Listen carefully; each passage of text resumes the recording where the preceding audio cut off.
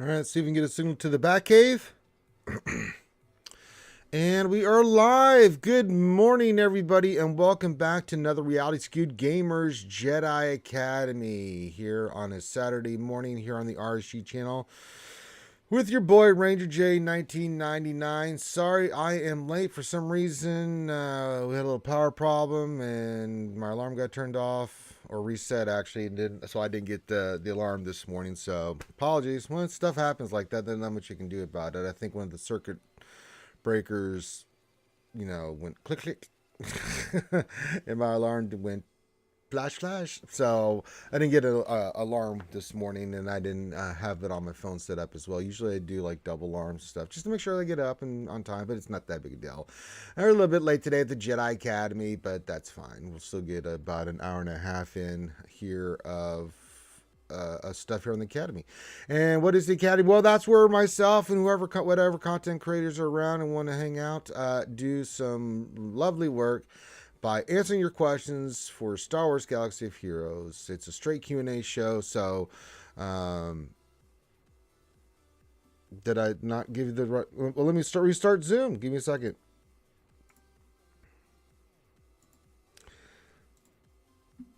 That's weird.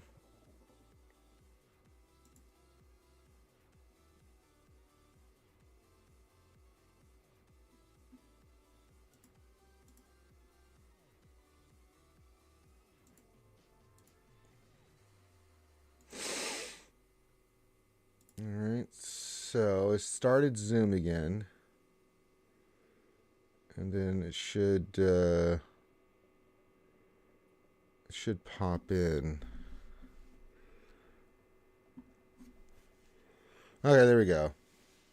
Alright, we're good now. Okay, that was weird. I don't know why. Sometimes, well, technology, Zoom stuff happens. Yeah, it was a tough one there, meow meow. I didn't expect this series to be an easy one. Phillies are on fire. It's, extra inning game. What can you do? Astros lose 6-5, but, it is what it is. So we'll just see what happens. World Series, when you get to the World Series, I mean, that's where your blood pressure goes through the roof and you just start become a nightmare. And I'm sorry I'm late, meow meow. I am human and I am relying on power. And when I don't get it, then... well, the things don't work and I don't wake up on time. So, but yeah, it was a rough game to watch last night. It was really good though. I mean, I think this is going to be a crazy series. I said the series was going 7. Some of my friends said 6 games. I was like, nah, man, both these teams are evenly matched. It's going to be really good. So, all right, we got people joining us now. We got some Veef and Vendetta fool over there looking crazy. That must be Aldous. Yes, it is. Remember the 5th of November. Yep. For donations to the RSG appeal. Well, if we can get some, that'd be great. And then also join us, we've got Calvin. Awesome. What's up, friends? Hey, what's going on, buddy? Same old, same old. Yes, indeed. So we'll get an abbreviated version of the Jedi Academy, and we'll get an hour and a half in. So sorry about that. Yeah, I don't know what happened, but circuit breaker tripped. I lost power. It came back on, obviously, but looked at my alarm. It was flashing this morning. Where stuff's been reset. It's like, oh come on, seriously. Throw me a freaking bone. I knew I should have done the one on my phone, but I've been getting so many spam calls and stuff on the phone that it's like, I'm a little tired of this shit. So, all right. So we got Alda Sunfly, the best sunfly ever, and Calvin, awesome here, and we are here to answer questions. So if you have a question for the Academy, all you need to do is put your question into the chat and I will get those scooped up. Make sure you put the word question in front of your actual question statement and or comment you want us to respond to, and we will get those up. So, yes, I know. I apologize for being late. A ranger's never late, nor is your proto-pagans. He arrives precisely when he means to. Now, we'll still get Jedi Academy in there, your meowness.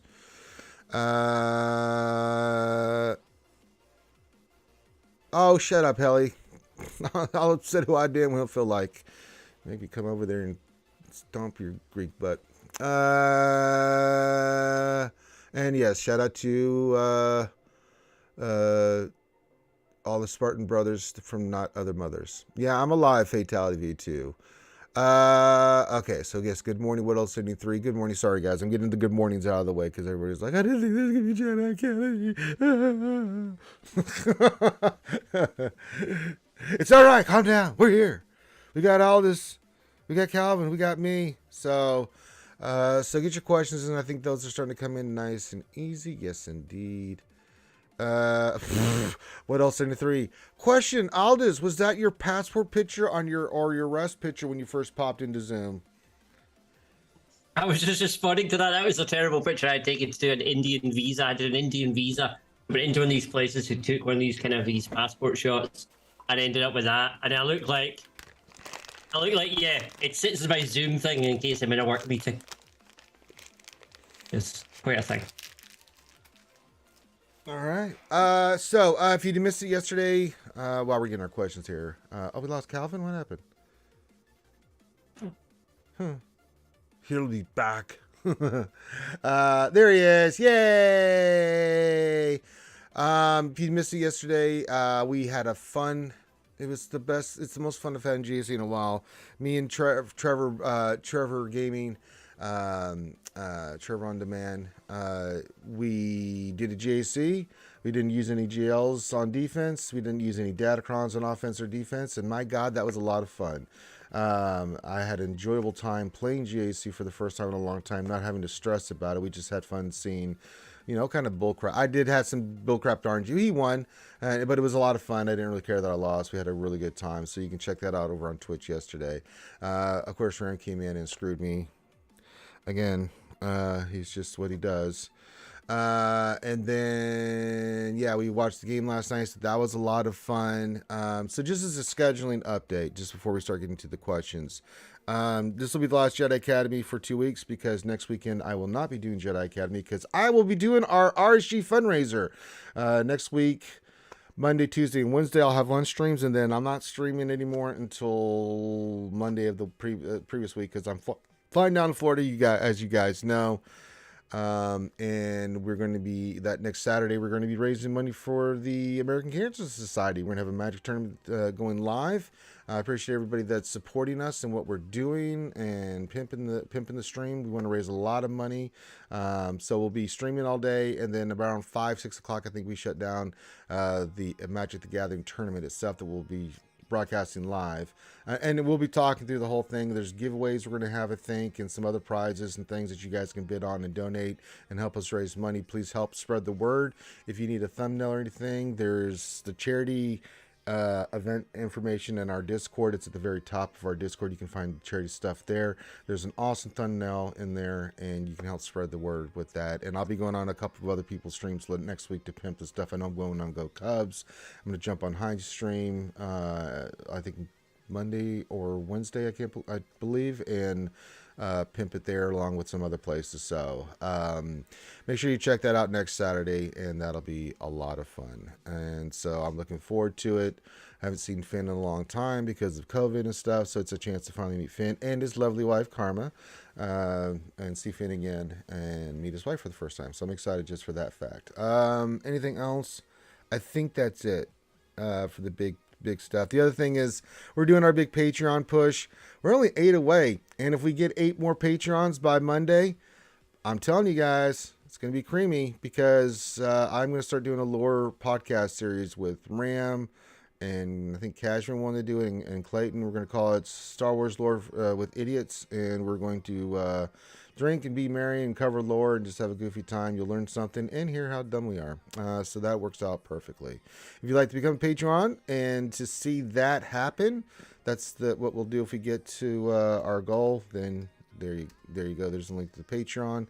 We're 8 away. So by the end of Halloween, if we can get 8 more, then by golly, Batman, we'll have a show for you. All right, that being said, get your comments, questions, stuff in. I'm trying to get Nightbot to work here. It's really fighting my ass right now. Let me reset it. Why can't technology, Calvin, and all this just work when I damn well want it to work? I'm not asking for much. I paid for the crap. You know, I just expect it to work. You know what I'm saying? So I don't think that's too much of an ask. Oh, maybe I'm wrong. Yeah, I don't know why, but my cloud bot for Streamlabs or whatever, it just turns off like every 3 months or something like that, and I have to go, like manually go back into the site and just swap on the on switch, and then it's fine. But it just randomly turns off. I use OBS, and they always have OBS resets or updates.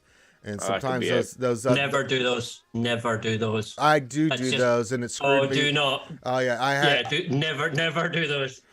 You have to at a certain point, because what'll happen, I noticed when I wasn't doing it, the connectivity and stuff would be really bad. Like, it wasn't my internet, it was a stupid OBS saying, "All right, you don't want to update? Cool, we just won't work that well." It's like, okay, I get it. Ha ha ha. All right, asshole. Okay, ha ha. Bastards. So my Windows updates kill me more than anything. They've screwed up so many things for my streaming over the last 2 months. Like, I had like 6 different issues at one time. It was so annoying. Yeah. So I try to keep it simple, stupid, and if there is an issue, then I try to do like you said, Aldous. I'll go back to the previous version of what I'm using, because I don't have time to be sitting there going through all that code looking like, what's the error? Where was the error message on whatever was happening? So, I have better things to do, like, I don't know, sniff glue. That seems like a better option than dicking around with that crap. God bless all the people that fix that kind of stuff. You guys are legends. you guys are very smart. Very, very smart and clever. No, I don't want to buy a Mac. I'd rather... No, sorry. I'm not a big fan of Macs. I was going to say, like, that's trading 6 problems for 7. Mm-hmm. Yeah. I think Alibaba and the 40 Rebels were just being a little cheeky. Oh, we haven't said hi to everybody. Let's say hi to everybody. We actually said meow, and we said hi to them. Hallie, of course, is lurking in the shadows as he works. Mr. Bone said good morning. Good morning, my friend. Tila Mad, man, you must be working. That's, if you guys don't know Tila Mad. What's up, Tilo? Yeah, a co-host with Calvin Awesome on their, what do you call your podcast? Someone needs you to do? Sorry, I had too many. The Mad Awesome Show. You can find it on Spotify and iTunes. We do it live on my Twitch channel as well, Mondays on 7 p.m. Eastern Standard Time, but Spotify and iTunes is the best place to find it, in my opinion. Oh, I'll have to jump in on Monday and pimp the charity stuff in your chat, if you don't mind. Do it. Yeah. Do it, man. No, we typically don't interact with chat too much, just because it's a little weird for the podcast experience. But if you do that, we'll definitely make mention of it. Yes, I will do that. Yes, I'm 0-2. I don't really care. I'm sorry. I think you're.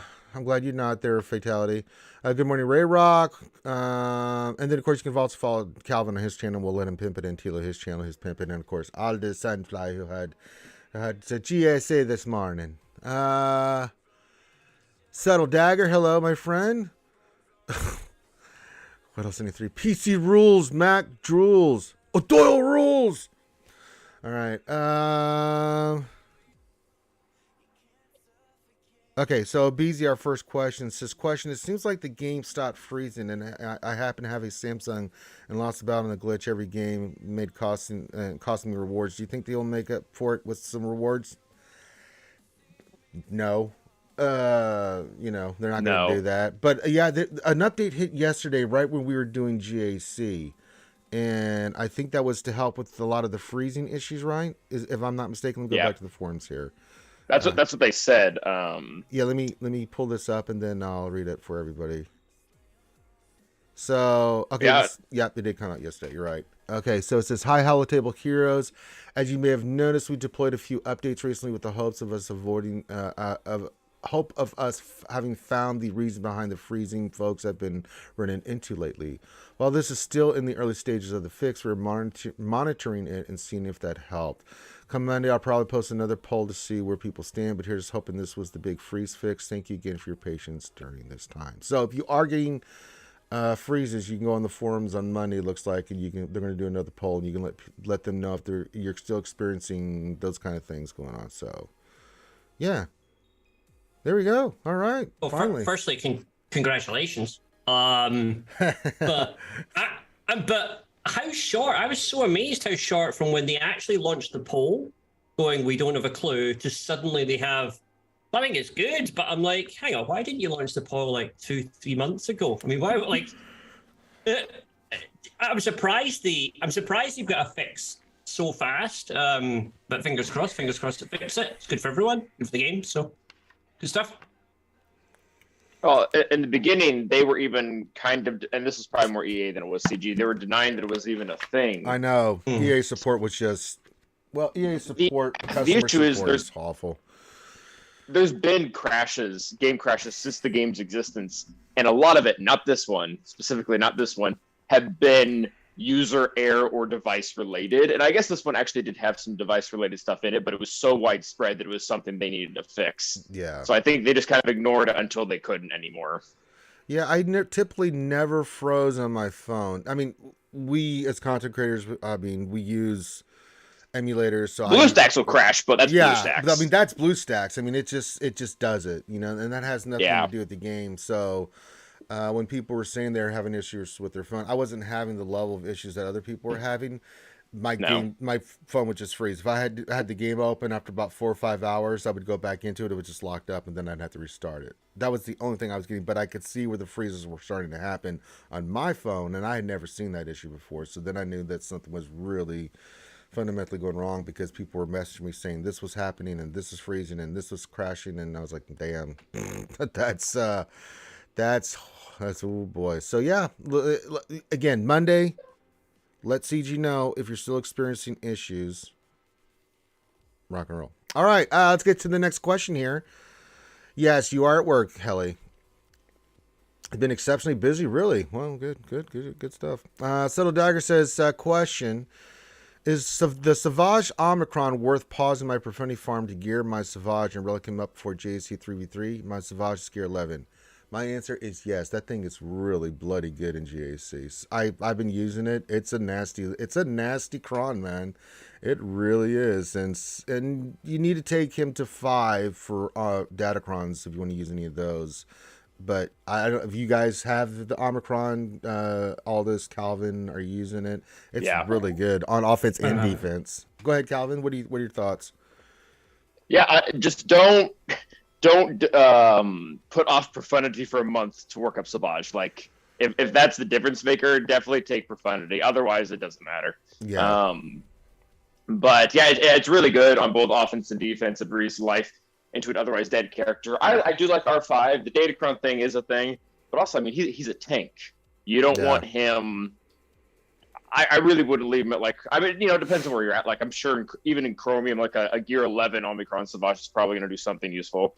But if you're in the Kybers, I think R5 is a good stopping point. Yeah, I had him on defense yesterday on a team, and Trevor went in there with Lord Vader because we just wanted to see how this stuff interacts without Datacrons and GAC. And boy, I think it was Stormtrooper got just under that percentage. I mean, it was taking him forever to kill Savage, and he took out Stormtrooper, and he was taking off banners off the team because dude likes to come back and hit, and he gets that health. And now Vader can still take him out because eventually he'll get the block and he's going to go down. But yeah, it was really nice to see that he does good work. He does really good work. So there you go. Question from Fatality V2 says, have they stealth nerfed Profundity? Mine never assists now on my opening attacks. Yeah, they've done something with that, guys. I noticed that too, that when I'm facing the AI, it's 50-50. 50% of the time I'll get an assist, but not as many as the AI, or I don't get any assist at all. It's really weird. The AI will, of course, the AI gets every assist come Kingdom Come. It's really, when you're doing the Profundity, it's not the big deal. If you survive, then you bring in bigs, and then you're off to the races. But it's very annoying when you're doing it against Executor, and they either dodge or you don't get the call assist because you need the call assist with Executor. If you guys notice that it's not being as dominant because of just mechanics that it was before. What about you, Aldous? Do you have Profundity, or are you noticing anything with it? No, I'm on my final. I've got to move from R5 to R9 on Absolutely Regulus, and then I'll be there. Which is okay. I've mostly got it. So I think it's out in the next day or two. So there will be another rasp of Profundities entering the game at 4-star. And I think actually, I often think myself as being I don't think I've actually spent anything on this farm, but I tend to be kind of where a wave of a lot of the players might be, or a lot of the players that are kind of the Kyber 2s, top of Kyber 2, bottom of Kyber 1, those people. So I think we'll see a lot more profundities entering the game in the next 2, 3, 4 days. But no, I don't have them. Okay, looking forward to having them. Yeah, Calvin, you notice that what I've been talking about in any of your battles and stuff, and what they're talking about in chat? No, I haven't seen anything different. Like I've had this with kind of all the fleets, like strings of bad luck, where I know something that was supposed to happen 50% of the time just drops down to 10 for 2 days, Yeah. and then it'll go back up, and I will notice it, or I will, or whatever. Well, I lost chair yesterday because we were doing fleets. Fleets were the same, and I went in there with first order against resistance, like I always do. And I'll be damned if I didn't have dodges coming out the ass, dude. It actually cost me the fight. Where 90% of the time I go in there with first order, I'm going to kick the crap out of stuff. But not this time, man. We couldn't land big hits or any basics to save my life. I mean, it was pretty brutal. Like the ships had no buffs. I go in for the big shot, it dodged. I'm like, really? All right, let's try basic. Dodge. Really? There's no buffs. What the hell is happening with this game? So it can't happen, unfortunately. It's just the nature of the game. It's just something you just have to keep in your back in the mind that it can happen. So continue getting your questions. I don't. Oh, sorry. Continue. I've always kind of hated the Rebel fleet. Like I know it can do a lot of things, but it is probably the most rage-inducing one because how reliant it is on assists. Yeah, it's weird. I should say in the recent update, they did do something to cargo ships underneath profundity. So they did do an adjustment to those, something to do with true damage. I can't remember exactly what it does, but there was a line. So they have kind of tinkered with that fleet somehow, and they kind of listed it in the update on the 26th. So okay, they have done something. So that will be changing the battle slightly, I can imagine. Yeah, this is before that though. I was noticing that this was Okay. but we've all done the fleet meta enough here in GAC and TW that we've had those crazy matches where you're like, I didn't get any call and assist, or like when you're using the first order against Executor, and you're like, oh no, I went for the big hit opening against Cad Bane, and he somehow with the 1% dodge chance dodged. Well, that sucks, but so. Well, I don't know about you, Ranger or Aldous, but with streaming, sometimes I'll be like, okay, that felt like really bad RNG. I'm gonna go back and count how many times do we get a dodge or how many times do we get assist, and sometimes it is really atrocious. Yeah. There was one Malevolence versus Empire battle that I did. Oh yeah. Where they 9 dodges without foresight. I was like, what the actual heck, man? And like I was so mad. That was probably the most mad I've ever been at JC in like the last 6 months. Yeah, it's just some of those things you just get that right ship, diarrhea RNG where you're just like, the game just doesn't want me to win this fight. Okay, I got it. It's cool, Boris Balkan says, WTF Ranger, what did I do? I didn't do anything. We're just doing Jedi Academy. What happened? I mean, speaking of ships, in the words of Monty Python, did anyone expect the Scythe Inquisition? I don't think we did. Nobody expected that ship. Oh my God! Don't get me started. I mean, literally, we nobody knew it expects was the Spanish coming. Inquisition. I know, yeah, we knew it was coming. Yeah. Yeah. I was disappointed. A little ranty on Wednesday. One, because I just don't understand this big push. I know why they're doing it. I just don't like that they're doing it so hard for the Inquisitors and stuff. But the thing that was driving me a little batty, not so much the ship. I think the ship's pretty solid. I like the kit and stuff. Yeah, it looks good. It looks really good. My issue is that they're not bringing back the Great Inquisitor now until December. But that was the strange. That was the bit that made no sense. Yeah, that worked out really well for me. Well, that's gonna line up perfectly. Well, yeah, but there's a buttload of players that have actually gotten their. Oh yeah, they're ticked. Because it's like, okay, you have another Grand Arena, or Conquest, where a buttload of the feats are Inquisitor related. And you can do the feats. They're not that easy because some of them are in Sector 4 and 5 and some other places like that. And there's a general one that you have to do where you have to get kills. And I'm just looking at this like, But one of them, you have to have the Grand Inquisitor because it's an ability that only he does, right? I think I think you can, the droids can do it too, right? If you're going to whale out on those. Yeah, but I think most people have not welled on the droids, So, and then, they're pushing so hard for the Inquisitors. I'm like, wait a minute. You could have brought back, because it's going to be like 6 months, 7 months, the Grand Inquisitor, in between the fights. You could have brought him back beginning of this month as people get ready for Conquest. Whoever gets him, and then they get the bonus for the ship and everything like that. I don't understand the move to December. I mean, I know it helps you, Calvin, but I don't. 6 months. Oh yeah, it's perfect for me. Yeah, and I'm happy that's the case. But I mean, for everybody else, it's like, what's the move here? I don't get it. I mean, I think they really just need to move permanently to the Star Killer method of release, where they need to make their money, so the character needs to come out before the things are farmable. Just do that, and then leave it in the journey guide forever. Because then you don't have to deal with this whole thing. You'll still get your cash because even though there's no panic farm, because Mara Jade and Town weren't even in shipments. No. So cool for you. But they just leave it there because this is what happens. You get people playing this guessing game and people just get mad. Great. I mean, I think what kind of sad to me, they're almost kind of gating it so that you can get the red crate if you don't have them. By the way, you can still that's get not it. Even close to true. Yeah, you can still get it. It's just much more difficult, right? Okay. Yeah, but I mean, you can just ignore the Inquisitor feats. Yeah. I haven't sat down and worked it out, but I think that like anything, I'll probably get 2 gold and then 1 red in the final one. I mean, I think the Inquisitors are coming together, especially with Reva coming to the game. They're not bad. Well, we got to see. Great Inquisitors, it's a good team, and it's if you can get the characters, like Clayton uses Inquisitors to kick the crap out of Jabba, but his are all like Relic 7-9, and he's got insane modding on those things to make that possible. I mean, you have to have incredible relics, and you have to have incredible mods on them to make that kind of counter work. They can do good work, but it's a huge investment. It's a huge investment for gear, and it's especially just basic gear to get them to relics, and then the relic levels that you need. And that Great Inquisitor event is really tough. And to take out gas is normally what it takes on before Jabba. But Clayton's thing was like, why would I need this team when CLS did the same thing and I didn't have to go crazy with all the gear and stuff?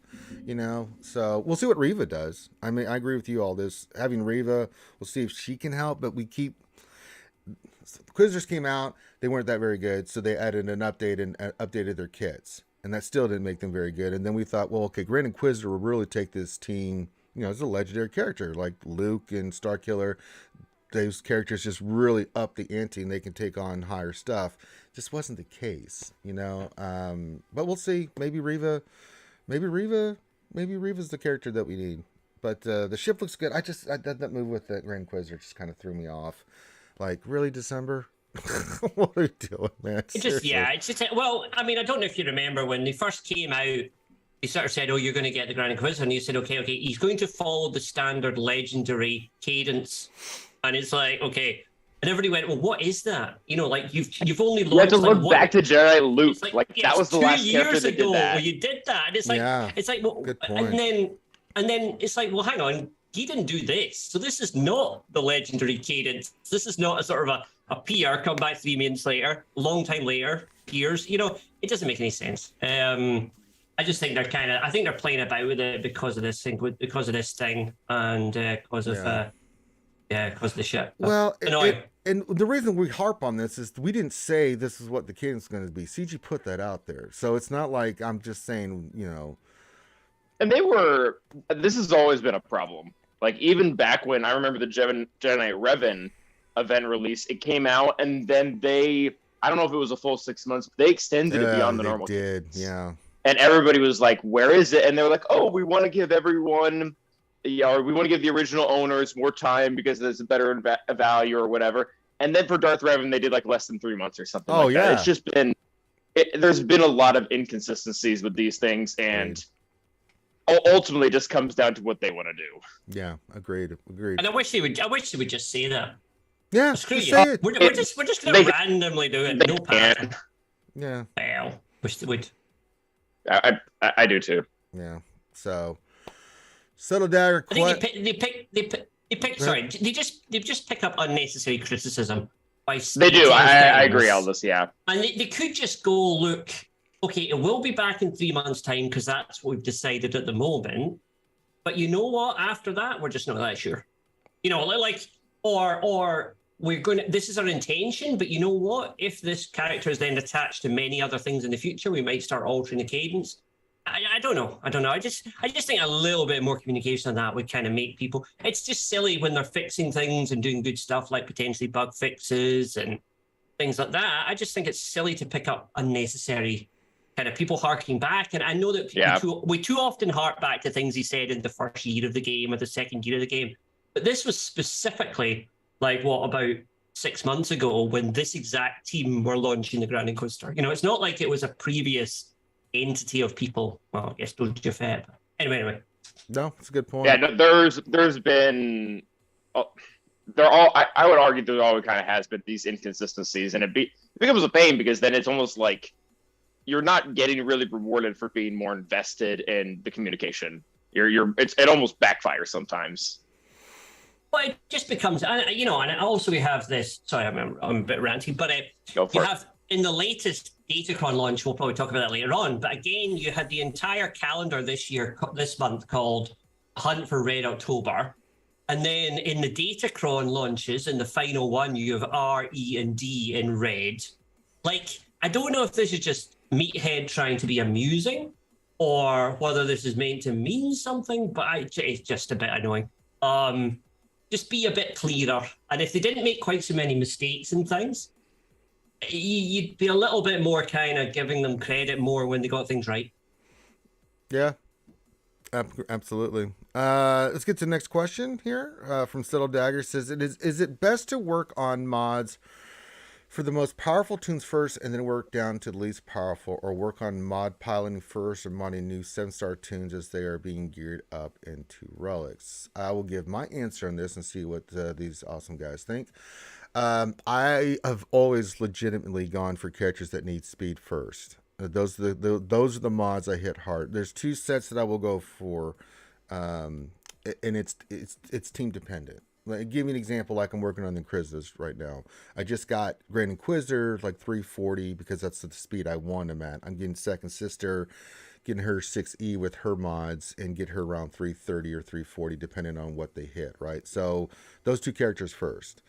Then I look at it, is there a character, say we're doing bounty hunters, if I was doing the same thing, like Fennec. Fennec needs to hit hard, so I'll do an offense set and focus on her. So I look at the characters in each team that I'm focusing in on. There's just those characters that need that speed, and then there's those characters that need that offense to be effective. Your gases need to be modded and succeed. Your Fennecs, things of that nature. So I look at each specific team that I'm looking on, but speed and offense always first for me, and then I'll go finish the other ones, tanks, and then what's ever left over, right? Like your support characters, things of that nature. But yeah, those Energizer teams need those mods first. In a perfect world, I'd have enough material that I could do all my crew. It'd be nice, but again, a crew's a little bit below that standard for where I'm at with when it comes to these teams and stuff, because most of the stuff is ground, and I can get away with 5A mods on, cruise ships, and I still do quite well for some of them. So that's how I do it. I don't know how you, Calvin, you and Aldous do it, but what are your thoughts on how do you pick which mods do you go for first on each character? GLs are prime example. What was the question? Like, do you start with your most powerful tunes? Like, how do you pick who you mod for, basically? Oh, okay. Yeah, I prioritize top and then work my way down, but give the characters what they want. Don't just take your 5 best speed sets and throw them on Galactic Legends. Like, Rey's a really good example of this. Yeah. You mod her team. She's going to be one of the first teams you want to mod to make sure she has what she needs, but she doesn't need plus 25s, at all. You give her, health or offense primaries or whatever with plus 15s and call it good, and then you just work your way down. I really think out of all the Galactic Legends, I guess I care a little bit about speed on maybe half of them. You just work your. That's Kenobi. Speed set. I have Lord Vader, JMK, and JML. Although I have not put great speed mods on JMK. It's JML and Lord Vader. I think are probably my Galactic Legends with decent speed. Yeah, Jedi Master Luke, I have health set on, but they've got decent speed on it. But he's only like 5 something. It's not super fast, but I don't really have any problems with him. So yeah, Ray, you don't need it. Sith Eternal, you don't need it. Now you can go fast with SLKR, but you have to make sure you get that damage around 11k, 12k if you're going to do that. I went still with the full offense with about 520 speed with the offense that I've got on him. You know, so he's about 15k damage. So he really hurts when he pokes with his AoEs and things of that nature. And then I think Jabba's speed, or I'm about to open. I have no idea what Jabba I think Clayton is. went speed with him because you want him to get to ultimate quickly, right? Because I mean, that makes sense. Like, he's not. They do primarily damage through thermals, right? Yeah. Yeah. Yeah, that makes sense. So best teams get the best mods, and then you work your way down. But yeah, don't give just aimlessly your best speed mods to your best teams. And this is actually one of the reasons why those like tiered lists that content creators will make, like I made one a while back about like the best 33 teams, I think is important, because then you kind of know who should be getting your best stuff. Like Starkiller and Malgus should be getting better mods than, say, your Geonosians or what's another, like Mon Mothma team. Agreed. Go ahead. You obviously you work on mods. That's the first bit. That's separate. I think that everyone goes into a Grand Arena with that one new counter or that one team that's going to make the difference. So if you're just getting your first GL, it might be SLKR. And yeah, you can put him a lot of speed and damage. And he'll really actually win you a few Grand Arenas almost on his own. He'll certainly be tough on defense, depending where you put him. Or there might be a specific counter for this specific season based on a Datacron you happen to get, or an Omicron you happen to put on, and therefore that becomes for me the most important one to move mods onto. So every so often I'll probably kind of adjust and I'll move 1 or 2 up and 1 or 2 down. But I think I certainly wouldn't gear pilots first. Pilots are where I stick the random. You know, here's a 6A, here's a random yellow one, just to get the speed. Sometimes with pilots you need to watch because it's the turn order, which is kind of more key, depending on what ships you've got. But I certainly think that the way the question is kind of worded, it kind of implies you might be a little bit, at a 4 million GP or maybe not with everyone. So I would suggest take your best team or that one. There's other characters that make a specific huge difference, like Echo from the Bad Batch, or somebody like Mara Jade, or Darth Vader, or Moff Gideon, or a Piet, and those in particular would be the ones where I'd probably focus. So if you happen to go first with your Imperial Troopers team, then you can essentially win the entire battle, even against much higher sort of teams. So that's kind of how I see it. Is there's certain key ones I would focus on, but that key list does change depending on what you're just unlocking. So every time you put an Omicron on or put a Zeta on, or every time you go into a new season with a specific new counter, I'd look at it and say, look, actually, do I want to kind of move a few mods across? And I think it's only when you start getting to the very end game, you start having enough mods to kind of leave your best GLs already modded. And I guess I don't really change my GLs very often. There's probably about 10 people at the top of my roster that have the same mods they probably had about 3 months ago. Yeah. And it's maybe just the ones below those. But I always find the way that Datacrons are, the way that counters are, the way that different counters are and different set of teams. An Omicron could change everything. We just talked about Savage. These will change what you have. I actually feel that I've moved Starkiller down in my priority, simply because Starkiller just gets rolled by Grievous Newt now. And most people have Grievous Newt, so I'm actually moving away from Starkiller on defense, and I'm moving away from him. I'm moving away from the potential of that entire team being kind of an important mod perfectly. Yeah. And start to move them across. So that's kind of an example I'm trying to give about where a team that was probably ultra meta 4 months ago that everybody was raving about is now probably maybe we start moving things across. Yeah, I think the easiest thing that I tell people is, pick a team, and those key tunes just to keep you from being overwhelmed with your mods. You know, one of the easiest way to do it is look at, you know, once you've made your priority, look at somebody like Calvin or myself or Aldous, look at our SWGOH.gg and just look, how do we have these characters modded? It gives you a pretty decent idea of, like, one, who are the priorities, and two, how did we mod them, right? Like Bad Batch, you mentioned, Echo 360 speed. Yep. If you have 5A on all the rest, that team will still do great, because if Echo gets ahead of that any team that they face, whether it's Qui-Gon and stuff, 90% of the time you're going to have incredible results. You can't take into account RNG, but you know, Echo's one, and I haven't really gone back in and finished Bad Batch with their modding, right? Inquisitors are another one. Getting your Grand Inquisitor and your second sister really fast. That's super key. And so the rest, you know, they got 5A. I'll go back and get them eventually, but we only get so much material. And even with the new mod stuff, you can only get so much to get those characters up at a certain point. So just keep religiously pulling your materials. Focus on what you're going to focus in on and just stick with that. Get those certain characters like Gas or Jedi Luke with offense, or your GLs in a certain way, or the teams like Imperial Troopers. You got to have that 350 speed on Piet. You got to have certain speed and damage, like, you know, Dark Trooper, you got to have that offense on.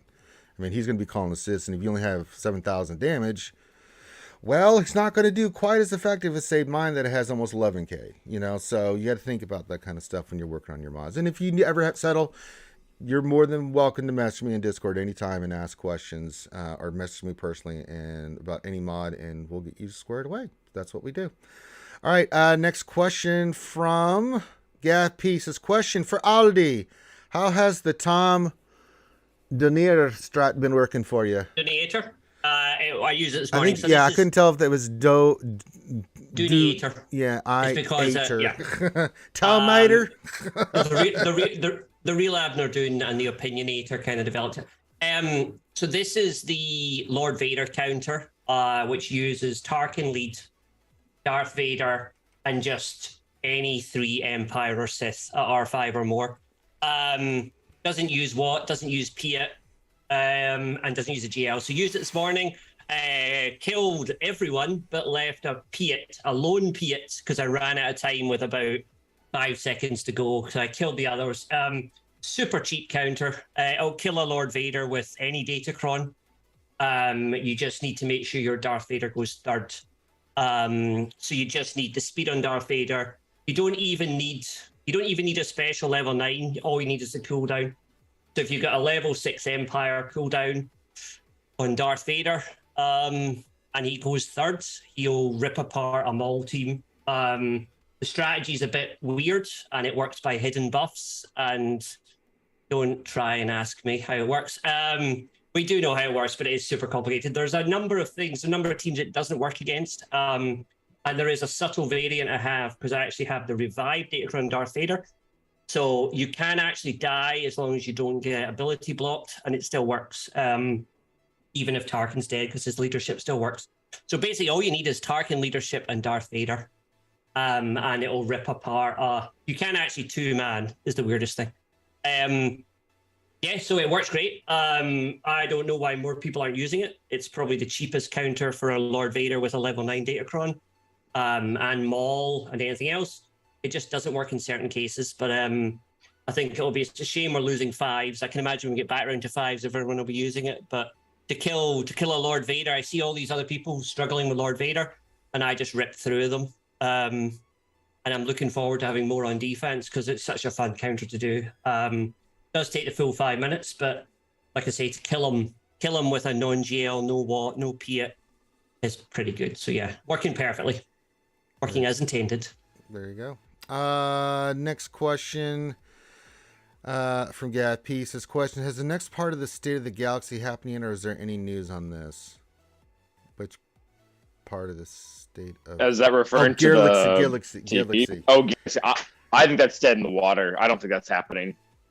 Well, we got the stuff changes. I think phase one, the last part. Phase one's done. Phase one's done, but I don't have any idea. They said in the next few months, phase two, but that's so subjective of when that will. They took so much time to give us what they had already told us. What they haven't told us, I think they're gonna wait until they see something that they can actually know they can do. Kind of like they did with the relic levels. They were like, all right, we're gonna cut out Carbonite or whatever it was out of Relic 8 and 9. I think they're just going to wait for something like that and throw the tag like, oh, this is phase 2. Yeah, that is correct. Yeah, it's correct, sir. All right. Gappy question: where do you think Hutt Leia will be placed, free to play farm, and potentially when? When? Good luck, because they are not on a normal cadence with these characters. They've been waiting till the last week of like the farthest that they could be pushed out with these characters. I haven't been waiting. I've been using my crystals to farm them. Leia will be 7-star this week coming up and done. Where it comes up, I don't know. I mean, well, I'd guess low energy hard node. Yeah, because they kind of have her with her marketed for raids essentially. I think they're going to want her a little accessible to the newer players so that they can use her and probably seep it or something like that. But I'd still guess a hard node. Yeah, I agree. I guess as a delay because they're probably involved in this new TB in some way, and they're trying to work out exactly how many Hutt. I can imagine at the moment they're trying to look at the new TB. They've obviously got Jabba in there trying to do something or unlock something or be key to it. And they're trying to kind of decide how many people do we actually want to have them, how much delay. So I think they're probably at the moment, they're probably delaying the announcement on Leia, the availability of Leia, to the point where they kind of have a vision on where the TB would be, and they'll model up how many people will have Jabba by that point, I guess is the delay. Yeah, agreed. Good morning, hey Darth Elder. Heard a Gervin. There's a version streaming with the Darth Elder. Welcome to the chicken. Oh God, here come the heli questions. Are you guys ready? Okay, prepare ourselves for emotional ramage. Here we go. Question for Ranger. I just brought Moff Gideon to Relic, aiming for Relic 5. I'll have quite a few Empire tunes and a Galactic Legend Lord Vader. I don't have all the imps. What teams does Gideon best fit into? It's really troopers. I mean, you can use him with Lord Vader. It's still solid, but a lot of the other characters you want to use with Lord Vader on the team with the Datacron or... I mean, he's annoying. Don't get me wrong. If you put Gideon on Lord Vader team, it's still quite annoying. The AI doesn't use him the way you're going to use him.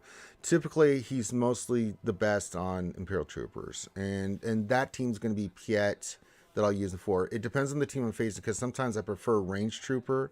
Like, if I'm doing a Lord Vader cleanup, Gideon ain't going in there, right? Because he's not going to do much for me. So I'll go in there with Shock T in his place, but I've got Range Trooper, Dark Trooper, Piet, and Veers. You still want Veers lead, but barring that, let's say I'm just going to go take out a team. I'm faster than like we did, both me and Trevor did it yesterday, where faster than Dash, you go in there with your Imperial Troopers, you can use Gideon, take their turn meter, you get that big call and assist, and then you're rocking and rolling.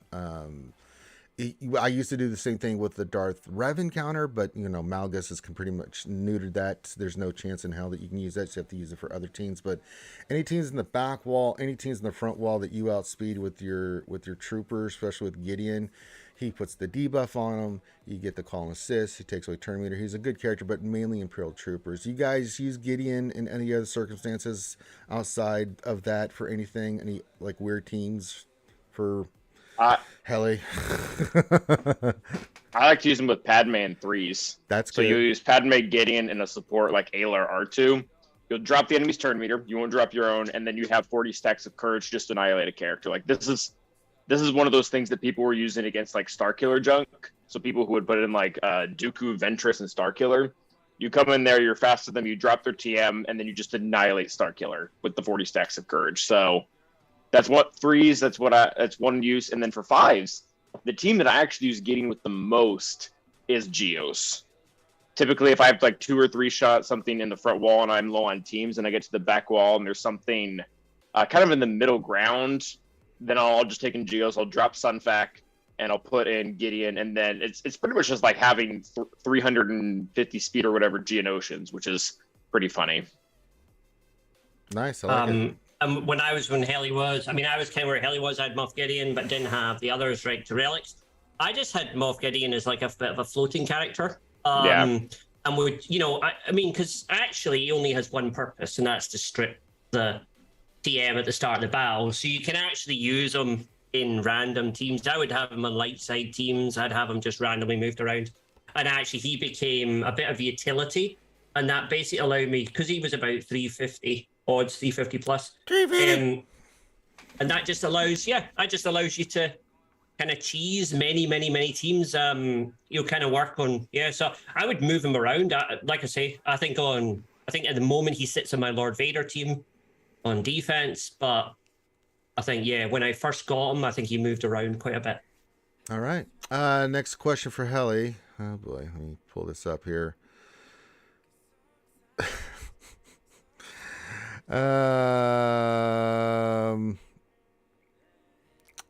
Question 1 of 2 for Calvin for the awesome. I recently began actually trying more in GAC. I get that GAC gives purple crystals and a few other rewards, but it isn't my favorite game mode, and I'm only in part 2, Chromium 1 now, starting Kyber 2. To keep myself motivated, tell me why GACs are actually important to my SWGOH progression.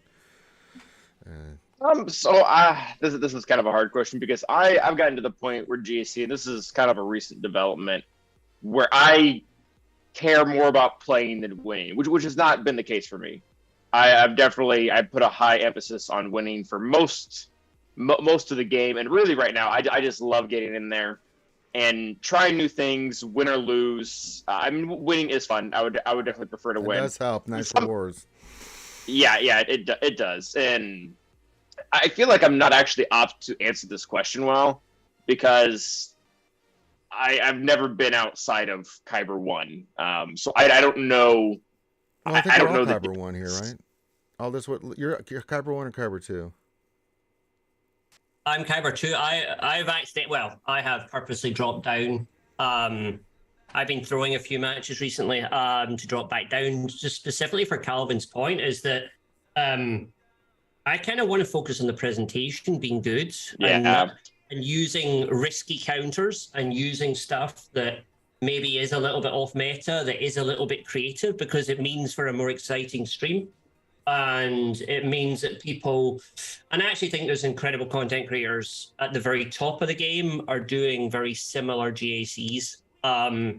It's very similar counters versus very similar teams. So I'm probably down. I'm in Kyber 2. Don't know where I am. I've probably dropped down maybe about 200 skill points where I normally sat. And I'm finding it a far less onerous kind of, I don't know. The streams are more fun. You focus on the element of fun, the element of counters, rather than necessarily you still get the GLs on defense. You still get the big teams. Yeah. But it doesn't really matter if you win or lose it, to be honest. Well, the new matchmaking system, you're capped essentially at a certain level where you're just going to start fighting giants, and it's cool to beat the giants. It really is. But I stopped stressing beating the giants. I think quite a while ago, because it's not, if you can't beat them, it's not really your fault. I think there's only one.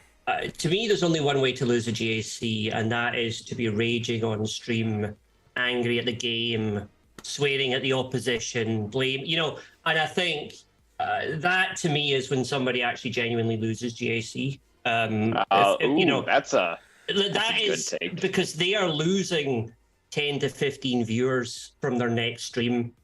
That would be my only advice to any content creator is, like, if you're getting in that state, you're better off ending your stream or stopping the GAC where you are. Thank you for people coming and moving them on, rather than have them see you in a state where you're ranting and So that for me is the only time anyone genuinely loses a GAC. I'm going to push back a little bit, Aldous. Right? Because I am known for my rants on this. I don't do it often, right? But once in a while, you just gotta let CG have it because Once in a while, but you're always constructive, and you know these people, so you're not doing it. You have an element of knowledge that probably the rest of us don't have, and you have an element of relationship with these people, but you also are constructive with what you do and balanced. And you will also come on this show maybe 2 or 3 days later and kind of say maybe you were a little bit wrong on that, or you maybe, I don't know. I often think that, but I think that there's ranting against a specific thing and giving examples about how it could be different, or how you would like it. Yeah, ranting. I never rant against the players. It's not their fault, right? They're just doing what they're saying. Usually when something goes wrong, at usually the end of the stream, and I'm going to end it anyway. Like, here we go again, stupid ass goddamn Datacrons. I lost not because of skill or anything. And the reason I've lost motivation for GAC is because there's not much you can do. I mean, yeah, I will do like you guys do. I like to get in there and mess around, but that's because there's not much else I can do. Like, I have no idea if this is going to work, but at this point I've already lost. We got raffle stomped. There's not much I can do. And when you're in Kyber 1, it's I think it's taken a lot of the fun out of like when we were doing GAC yesterday. It was so fun with me and Trevor, just to like talk about, like, without Datacrons being there, what we could use and do. Let's try this team, and typically you can use this, and it just was it was such a weight off just to go in there and have fun. I didn't care if I won or lost, but it was just so nice just to go in there, like, you know what, let's try troopers there. That's pretty cool. We haven't used it. Let's try troopers.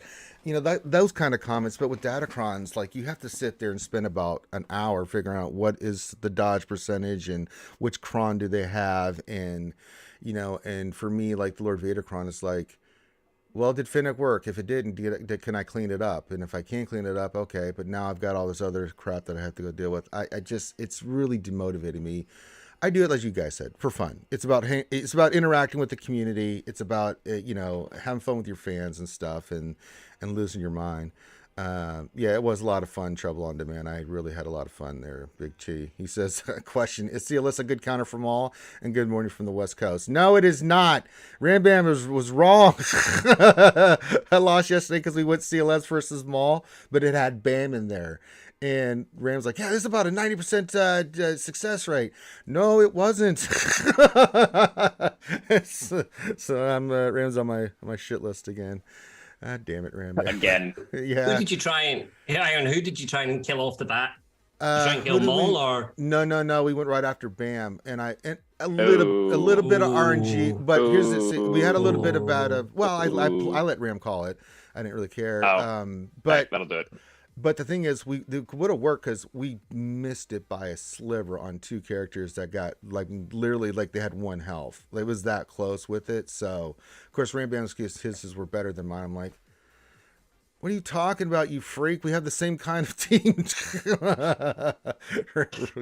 Bloody Rambam. I think he just set me up for failure. That's what he does.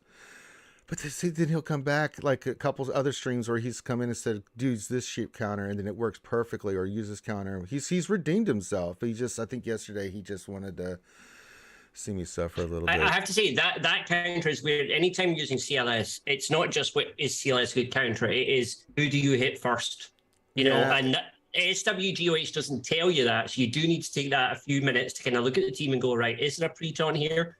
Who am I facing? Who can I kill?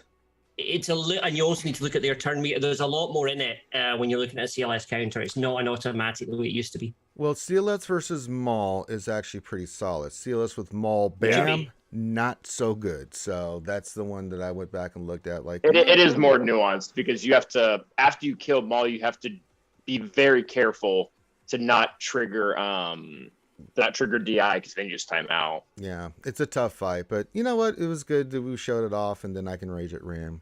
The pasty bastard. All right. Question for all this. Well, this is from Helly. Question for the Flyers signed to fly over SWGOH. With the new TB coming soon, TM, what is your prediction for churn in guilds? Do you foresee similar upheaval like when Heroic Sith Raid or GOTB was released?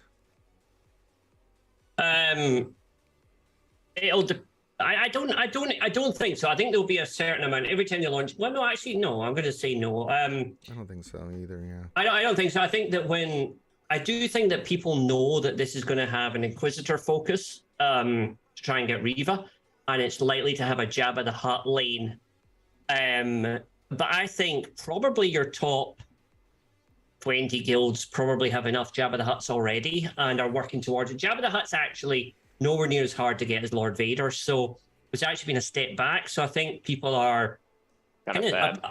apart from not being able to necessarily get Bouch Leia yet, when she becomes farmable, it's going to be a super easy team to get. So I do think that I don't think there'll be enough. I don't think there'll be a lot of upheaval from that point of view.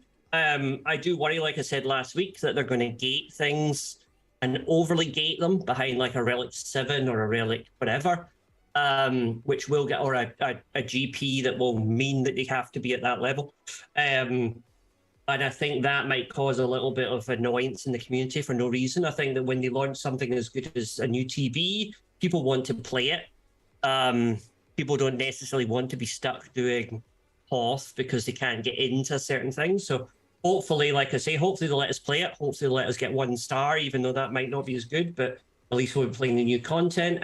We don't know if it's going to be gated either. You know, that's I know. I'd assume though, yeah, with the way that things are going, I'd imagine most things need to be Relic 5 or maybe even Relic 7 for the specific character like Grand or something. Do you think it'll be Relic 5 or do you think it'll be a GP?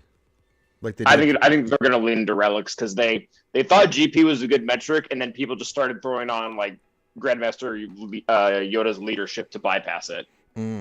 Gotcha. Mm-hmm. Yeah, there's so much we don't know about the TB yet. It's hard to say. We know very little. You know. Yeah, I mean, we know it looks good and the concept's good. So I think they've got the concept right. I think they will gate it.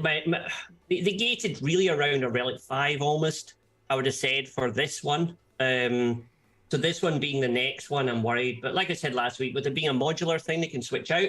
Hopefully, if they do detect a negativity, they make adjustments. And they make adjustments fast. They don't stick their head in the sand and kind of refuse to change it. So hopefully, I hope there's some flexibility in them. So no, I don't think there'll be that much upheaval.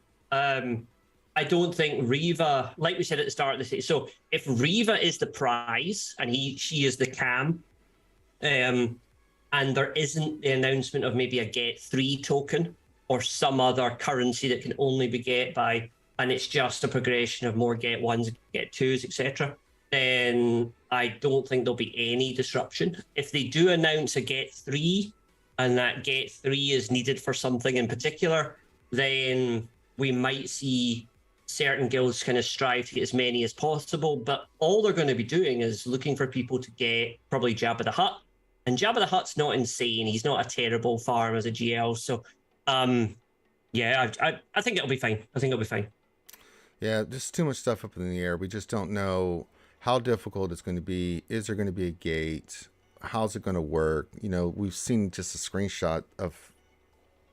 That's it. We don't really have any information pertaining to this, so we need a lot more information before we can get deeper into that question.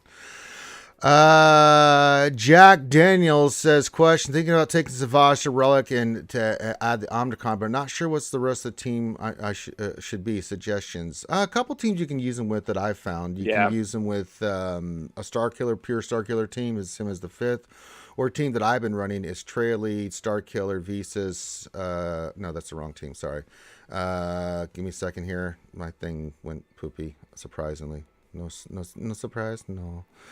Where is it? Where are you bastard team? Okay, I'm going Poppy Lead, Mara Jade, 8th Brother, Talon, and I'm using SWGOH with that. But I have a Datacron for that team as well. Actually, that's the team that really, against Lord Vader, did good work. I mean, we lost, but took out a character, took off a lot of banners with it. But with the cooldown reduction Datacron, that's a really good one. But that team itself, it allows me to split up Mara Jade, who I've got super fast. With that, he's really a pain in the ass to deal with. And with Talon and then that protects C, it's really a nasty team to deal with if you don't have a GL, right? That's one. Or you can just put him on Starkiller. Calvin, you were going to say something on this? No, I was gonna agree with you that he has multiple homes, and yeah, I like him. I like him with Traya. I like him with C, and in 3v3, I like him with Star Killer. I'm not on the train for fives. I've gone against I think one so far, and it was easier. Yeah, it depends on who you put him with and like how you're running him. So I mean, he needs a good specific home. He's great on offense. Under Traya, he is so bloody good. I mean, he can take a licking and keep on ticking, man, and he really protects that team. You know, you throw Barris in there with him and Traya with the trio, you can really punch up with that team. So, all right, Darsign, question for Ranger: what happened to your Astros last night? Hashtag I blame Finn. Yeah, just it's a really good series. I mean, they got up 5-0. Phillies came back, then it went into extra innings, and you know, it's a World Series, man. This is what you expect. I mean, I don't know what to tell you. We'll see what happens, but you know, I mean, people are freaking out. Oh, the Astros lost game one. Yeah, it's the World Series. You know, you never know what's going to happen. These are the two teams that went through the grind of each leagues. I mean, so you never know. I mean, the Phillies could sweep, or the Astros can win the next four, or the Astros can win the next one. Then Phillies win one, then the Astros win one. I've seen it. I've been through too many World Series to, you know, one game. You know, it's like, wow. Just in baseball, you're only as good as your next day's pitcher. That's how much momentum you have. So we'll see what happens. But yeah, it was a tough one to take. But we'll see. JT, question: on a scale of 1 to 10, does Ranger love Datacrons? I think 11. JT is trying to make me rage right now, and I'm not going to fall for it. Ewok lover, why don't you and the Ewoks get a room? The Buffalo King drama. What a name. Welcome. Question: is there a level where Ghost becomes a legitimate starting ship replacement for MILF for Profundity, so that MILF can start on home one instead of Profundity? No. Someone put Ghost down instead of the Falcon 2 matches ago for me. My Malevolence beat it without TIE Bomber in one shot. It is a significantly worse team. Unless you like don't have Finalizer and Radis, like you didn't go after SLKR or Ray, which is fine, and you absolutely need another thing, I would avoid that at all costs. Like you don't need a negotiator counter that badly. No, I agree. And the Rebels are really solid with what's the Raven's Claw. I'm actually having good success, especially for cleanups with that. You know, you just need the 4 or 5. I mean, because you're going to go with Biggs, Biston, and you know, you're starting lineup, and then it's actually pretty decent. They do need another ship or two now for Akbar. So trap, but it's not as good as it was with the Falcon. But I think if they had a ship or two. Say, I don't know, Red 5, perhaps. We're at Red 3 right now. We need 2 more Reds. Yeah, we got Red 2 and Red 3. We need Red 5, damn it. So frustrating. But thank you for the question. Darsign 1972 says, question: will CG fix the accuracy missing from the new Datacrons? The what missing? The accuracy. Oh, oof. After they've rolled out, probs not. No.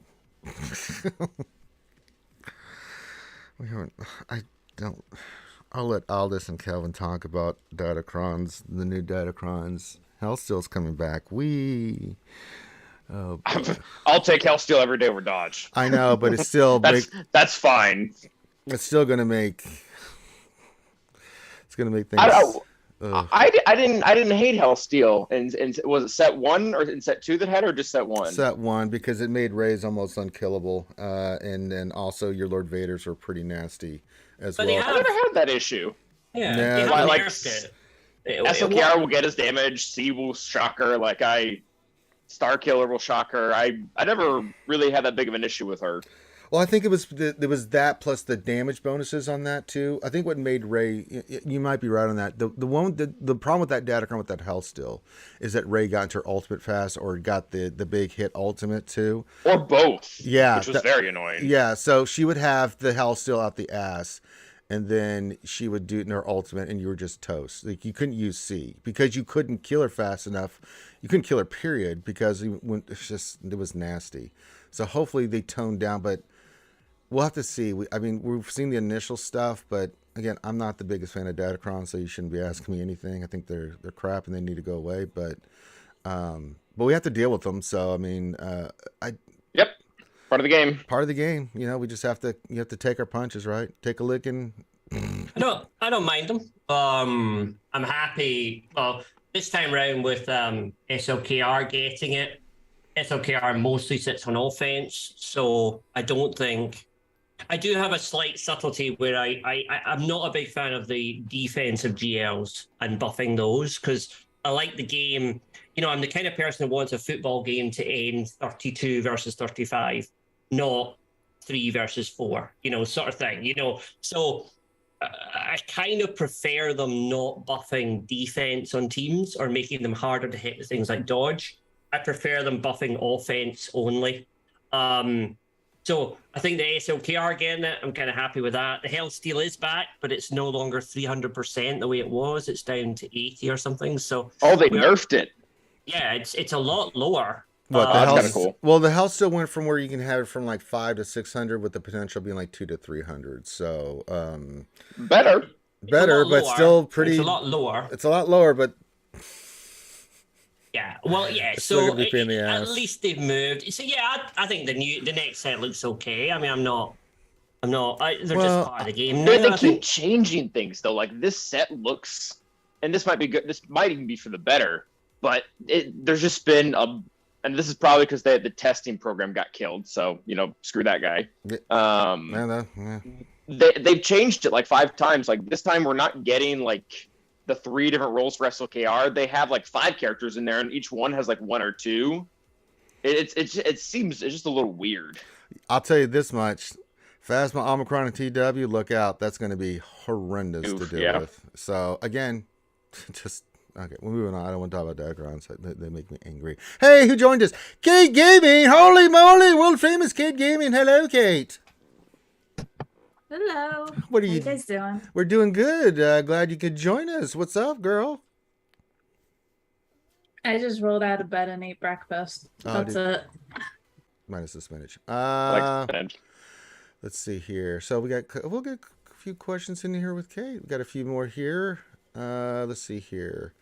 Did I avoid the Datacrons discussion? Yes, good job. Oh, that's everywhere. Yeah, please. It is. And it was only for a minute or two, Kate, because I just don't want to talk about him anymore. Different for all of our attacks in this season. It is unavoidable.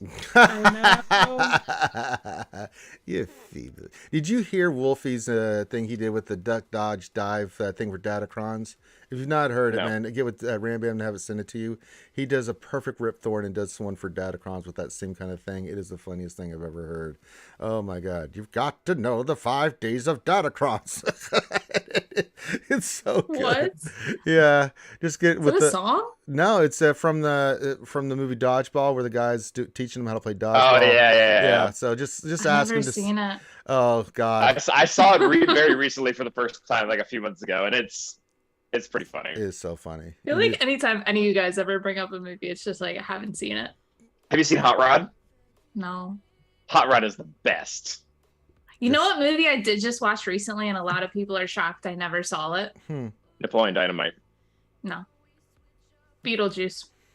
That makes sense. That's an old. That's 35. It was good. Yeah, it's really good. Yeah. Well, it's like I went to Halloween Horror Nights last year, and Beetlejuice was a house, and I was like, I understand what's going on, but I never saw the movie, so I don't. And then I watched it with my husband like a couple weeks ago. I'm like, okay, that house makes a lot more sense now. So there you go. Oh, apparently I missed a question from Helenix. Oh, follow-up for question for Ranger. Yeah, for some reason, the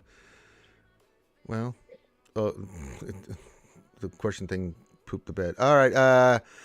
Follow-up question for Ranger. I did not 1 but 2, but 3 serious questions today. Is this a sign of the end times? Ranger, I'm scared. I mostly ask silly stuff. Should I get checked? Just get me an old priest and a young priest, and we got you covered, brother. So it's fine. Okay. I thought of something else for one of Helenix's older questions. Can I say that now? Yeah, go for it.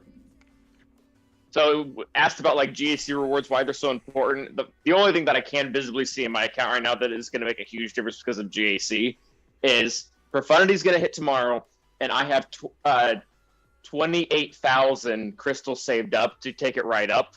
Good job. And I haven't had to stop refreshing any of like the 5 energies because I'm essentially that high in Kyber 1 and have that much of a daily crystal income. So yeah, that's what I got. It does help. Alexander Bright, question. What's the highest challenge tier level without having Grand Inquisitor? I was able to auto tier 1, but haven't tried to manually do tier 2 after failing it on auto. Oh, I've beaten tier 2, not tier 3. You need high level. I think Clayton's beaten it, but I don't even think he's done it. He's got like 7 to 9 Inquisitors because You saying challenge tier? Yeah, I assume this is the challenge tier one, right? The Inquisitor challenge tier, right? I mean, I can check now because I don't have GI. I think I got through tier 1 like you did, but I couldn't beat tier 2. But then when I got Grand Inquisitor, I was. But 3, forget about it. I'm so pissed. I missed Grand Inquisitor by a week. Oof. Oh, now you can wait till December, Kate. I beat challenge tier 1. Okay, So yeah, that makes sense. 2.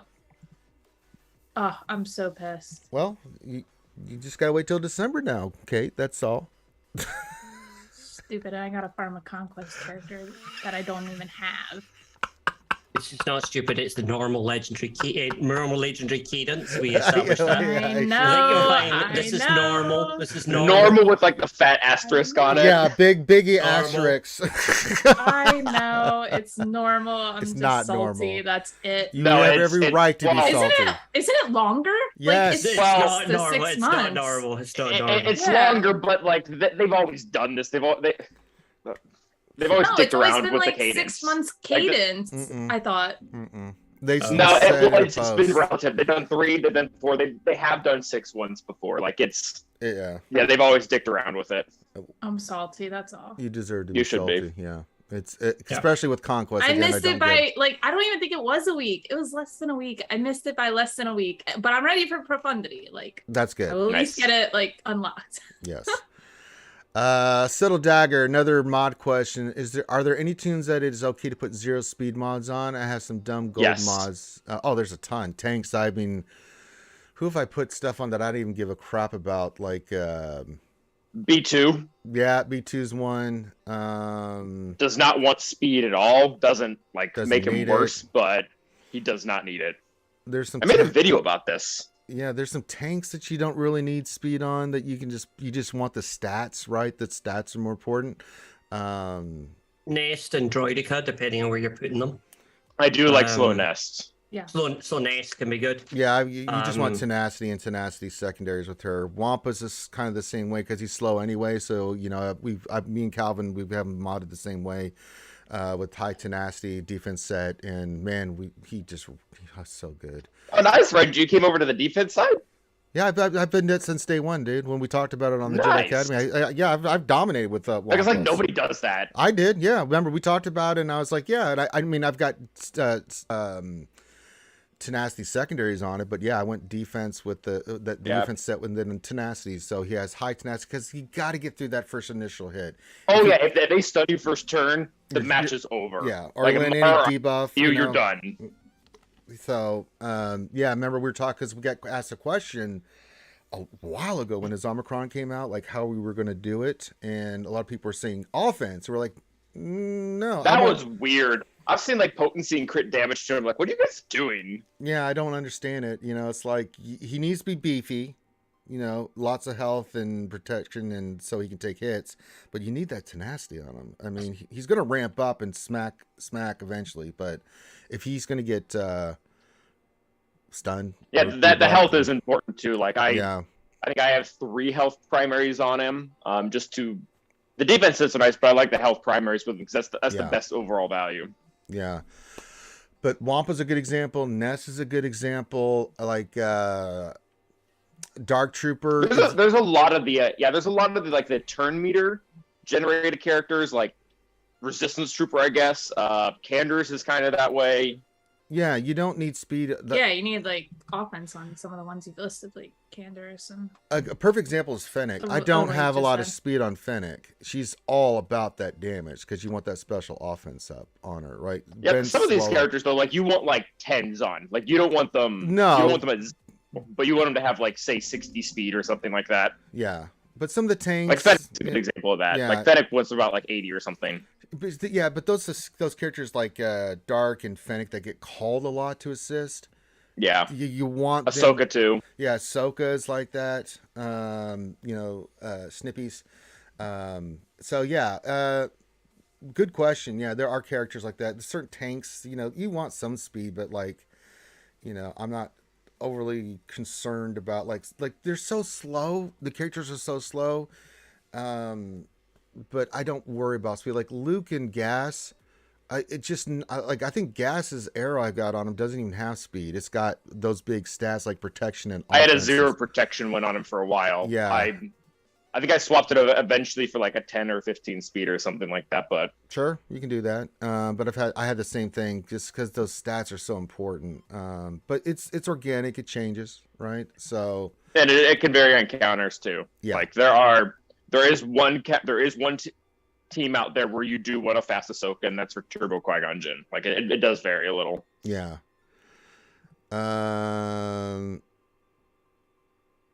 Then let's talk about that tier 2. Yeah, you can do it, but man, tier 3, just don't.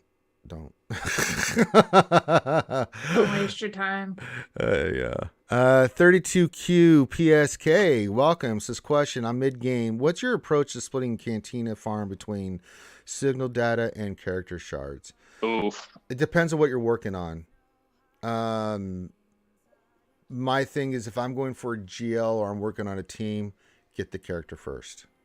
For that specific thing you're working on. Let's say you're doing first order. Well, go get that crew and silencer, knocked out. Get that done. Get those cantinas knocked out for whichever cantina farms you have for the specific team that you're farming. Then go back in and get the signal data. And I will go hard on the characters. I always believe get the characters to 7 stars. Like right now, I'm working on Jabba. There's no cantina, but there is for Big K. But I take all the characters to 7. And if there's any cantina farms in there, I do those first, knock them out. While I'm working on the rest of the characters, because there's going to be other characters that need stars and stuff, then I go back to getting the signal data for everybody, just start farming it up. And I'll base it off of like what I need the most. So I'll think in my head, like, is this like SRKR farm where I just need a lot of that first and second signal data, not so much of the blue, or am I working on Lord Vader where I'm going to need a crap ton more of the green and blue to get those characters to Relic 7, 8, and 9? So that'll dictate a little bit like where I'm farming. But when I go signal data hard for what I'm doing, I do the 3-100 refreshes if you can. You're mid tier, so I don't know how much crystal income you have, but at least one would help. You know what I'm saying? Skull, y'all. Hey, big BCM. Calvin, Kate, Aldous. Calvin, you're. I have a mid game account, and what I do is I do characters, and then I'll go work on the relic materials. Gotcha. You're gonna say the only thing. Yeah, go ahead, Calvin. The only thing that I would add is be careful of when the characters are about to become accelerated. Like Starkiller is a really good example of this. He needs 4 R5s, so you have to be farming signal data. And he also has 3 Cantina nodes. So don't... we'll use what Ranger and Kate said as the rule, and the exception to the rule is if Marge 8 is about to be accelerated in a month, get the signal data maxed out first. And then when she's double drops, go and get her. Or said I'm Margie. She's the only one that's not a Cantina node. When Kyle Katarn or Dash or whoever it is accelerated, then go back and get them. That's about the only thing that I would say. Yeah. I could agree with that, yeah. Yep, I like that. I like that a lot. Okay. I see that DFE asked a question. He didn't use the Oh, he question didn't? thing. Oh. Yeah, it's about the shop. Morning all. Just a bit up. I linked it. I haven't even looked at it, man. Have anybody of you guys looked at it? The web store? The store, is the store going on? I linked my account. Yeah, it's been going on for a few days. The web store? Yeah, I have to accelerate the process just a little bit. So, well, I don't know.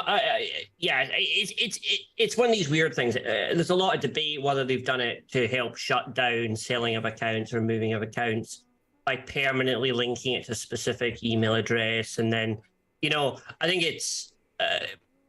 I'd say that what looked on the face of it as being an innocent attempt to kind of get more money and cut Yeah. Apple out and stuff, now seems to have other kind of ulterior motives and weird stuff behind it.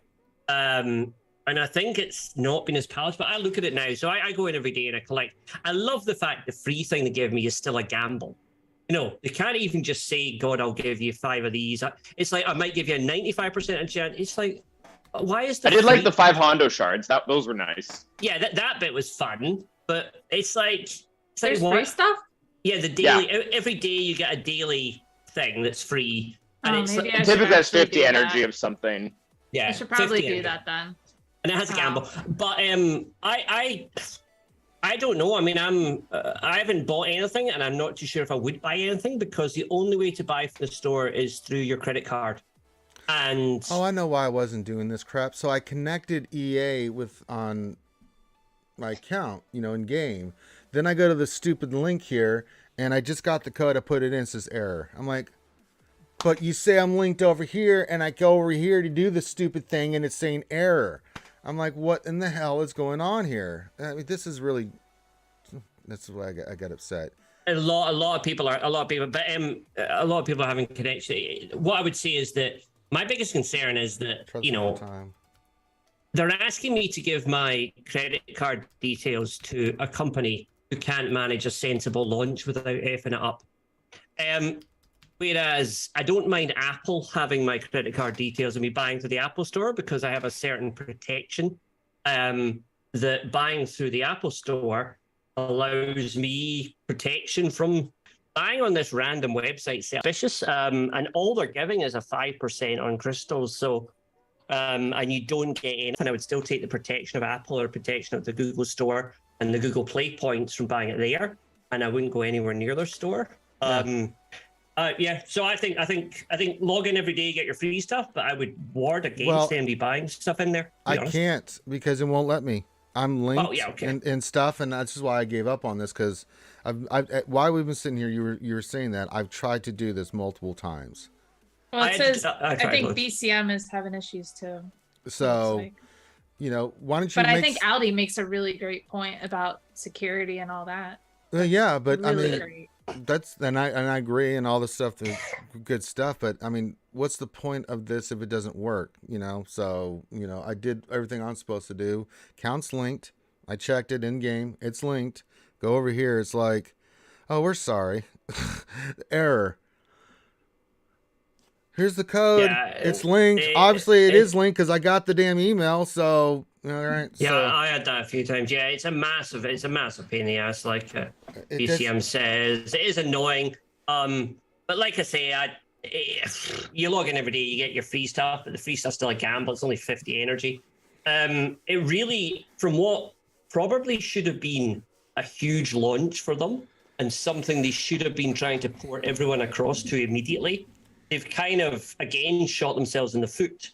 Had they come out with a 20%, considering how I think Apple takes 30%, so they're making more money if they give us a 20% discount on crystals. They've totally shot themselves in the foot by giving you such a terrible launch deal. And yeah, I don't trust it. Let's try this one more time. I got to type it in every time. There's somebody in China also getting these messages, Ranger, who's trying to log into your account. Don't worry about it. Yeah, good luck. I do have triple verification on my stuff. I've had a couple of people that, Once you log in, they'll steal your credit card details, so I wouldn't worry about it. See, it's giving me the same code when I type it in. Let's try it one more time.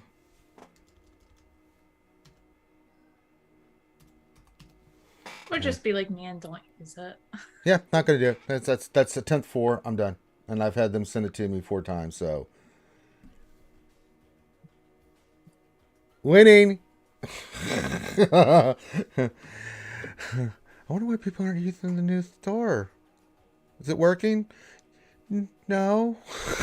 All right, I think we have a couple more questions, and we'll start wrapping it up. Subtle Dagger question: if you're watching the Andor series, what would you rate it on a scale of 1 to 10 so far? I give it a 9.5. I love Andor. I absolutely adore this series. It is so good. It's so awesome.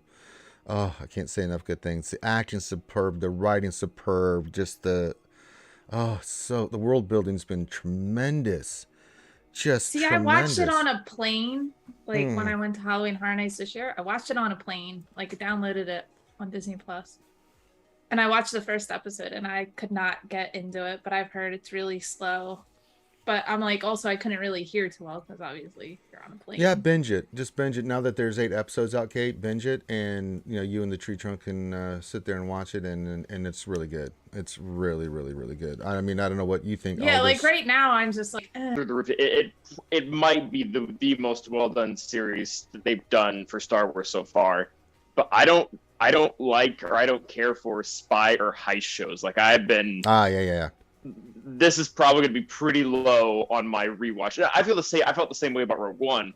I understand that it's high quality film, but I still prefer Solo because I like it better. Like that's it's art and it's subjective, but you can still say that it's awesome. it's very high quality. It's very good. Absolutely. Aldous, what do you think, buddy? 9.5 for me. I think the pace of it was slow at the start.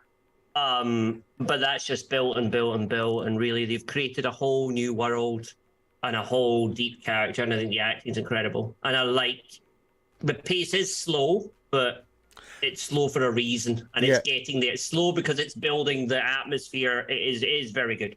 Because what they did in episodes 1 through 3 is now being brought back in the most recent one, and you're just like, well, now everything's come full circle. So it is a slow burn, but man, it's really good, man. But if you don't like heist movies and stuff, I agree it's the best. I agree it's probably the best they've done, and I love it. I mean, Mando so far is still my favorite series they've done, but yeah, this one's right next to it. I got to see what more happens, but yeah. But I'm excited, man. I mean, the stuff I've seen for the new Mando season 3 has just got me hyped beyond belief. That show's been just awesome.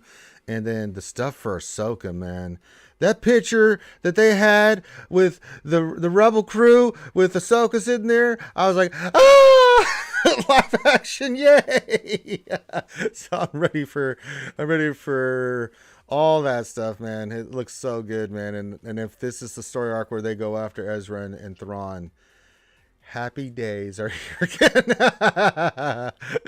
Oh, it's so good. They're doing some good stuff. I mean, and then Boba Fett was up and down for me. There's parts of Boba Fett that I really loved, and there's parts of Boba Fett was weird, man. It's so weird, man, what they did. Like the best parts of Boba were about Mando and Grogu, which is cool. Like I liked that content, but it was still weird. Like I don't know. Yeah, so it's kind of there was good stuff. I love the stuff with the Tuscans in that series. It was so good. Let's see, question here. Is there any more questions? I think that was the one there. We have one more from Buzzsaw, and then we'll wrap it up. Okay, Tano has one. All right, so 2 questions, and then we'll finish up here.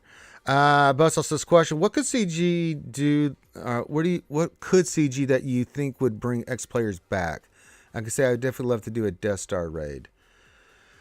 Death Star raid, that's the only thing. Yeah. I hate to say it, but I think what would bring the most players back, like right now, right this minute, is just to release the Datacrons are canceled. Yes. I think that too. Yeah, that's a big one.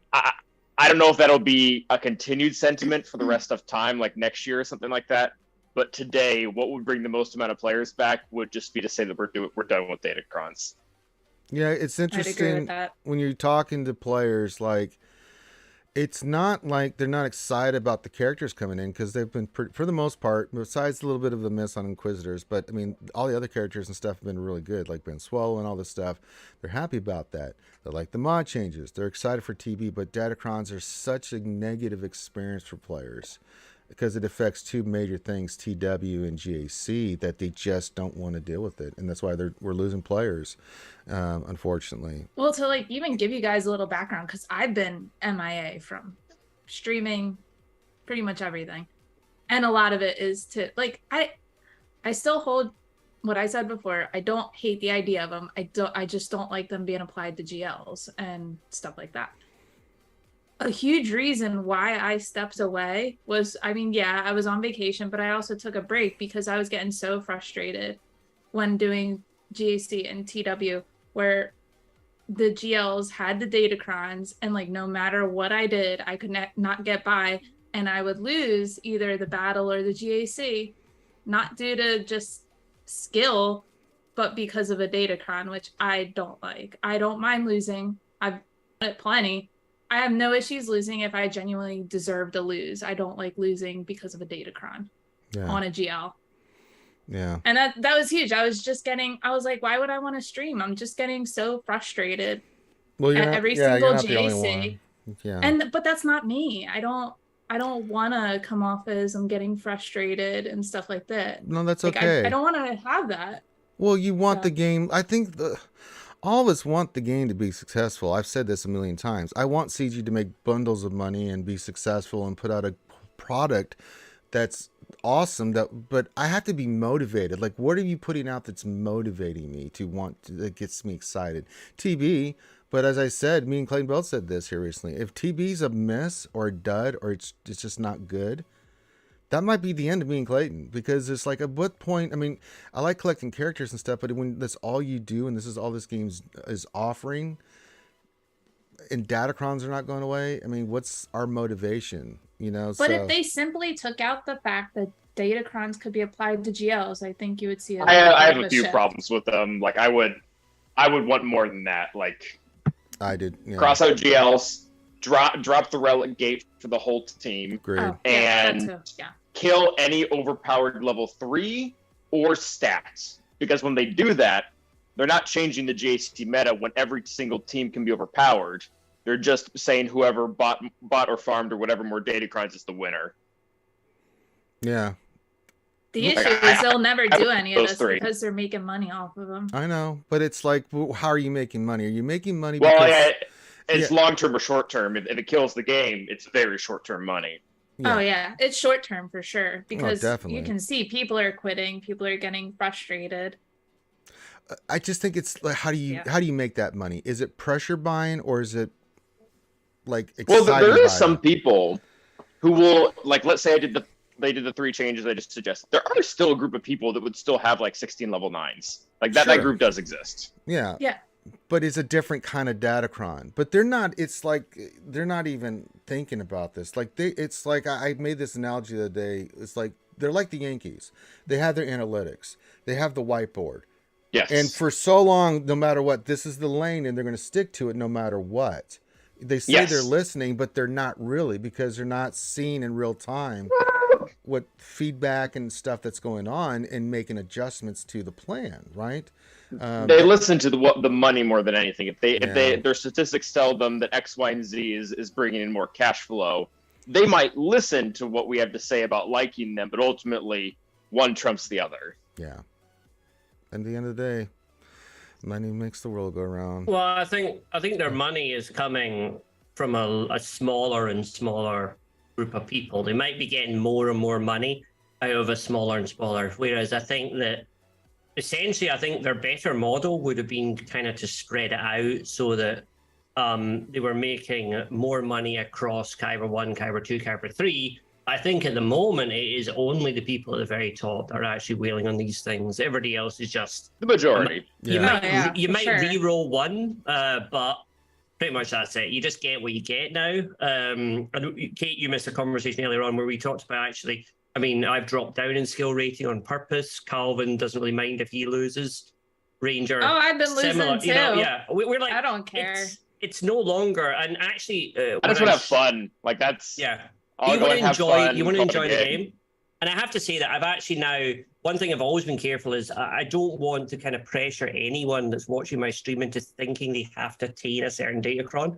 Otherwise, they're failing. Or, oh God, you're not good at the game unless you get this. I think it's important that we don't encourage people to re-roll or gamble on these things. And that actually we spread a message of, like, regardless of what skill rating you're at, well done.